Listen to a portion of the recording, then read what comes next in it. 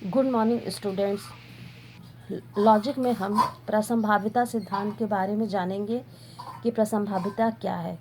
प्रसंभाविता का सिद्धांत पैस्कल और पियर द फर्मत के बीच संयोग के खेल के दावे के उचित विभाजन पर हुए पत्र व्यवहार से शुरू हुआ। दूसरे विचार के अनुसार 17वीं सदी में एक बहुत ही बदमाश जुआरी सेवालियर द मीर की पासे फेंकने में बाजी लगाने के विधि पर दी गई पैस्कल की सलाह से प्रसंभाविता का सिद्धांत शुरू हुआ। लपलेस, द मार्गन केन्स इत्यादि द्वारा रचित प्रसंभाविता का अत्यंत प्रसिद्ध सिद्धांत इसको बौद्धिक विश्वास की मात्रा का माप समझा जाता है। जब किसी बात पर हमें पूर्ण विश्वास हो जाता है तो हमारे विश्वास के मूल्यांकन को एक कहा जा सकता है, और जब हमें पूर्ण विश्वास हो जाता है कि अमुक घटना कदापि घटित नहीं हो सकती तो हमारा यह विश्वास कि यह घटेगी शून्य मूल्यांक प्राप्त करेगा। प्राचीन विचार के अनुसार प्रसंभाविता हमेशा ही आंशिक ज्ञान और आंशिक अज्ञान का परिणाम है।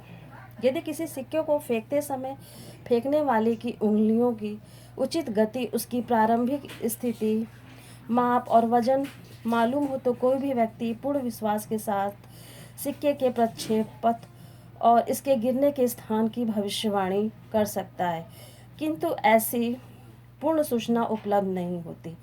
केवल कुछ जानकारियां हो पाती हैं, जैसे सिक्के के दो पक्ष होते हैं, यह गिरेगा इत्यादि। परिणाम स्वरूप सिक्का चित गिरेगा।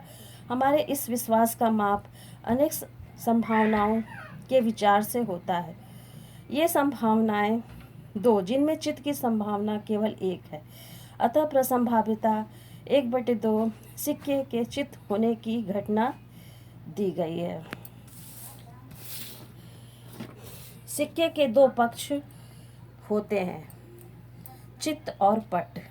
अतः जब वे गिरते हैं तो वे चाहे जिस बगल में गिरे उसका मुंह ऊपर को ही होगा।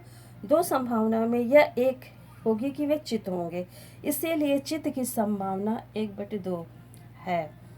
प्रसंभाव्यता गुणांक पर पहुंचने के लिए मरणशीलता सांख्यिकी को एकत्र करके उनकी तुलना करनी चाहिए।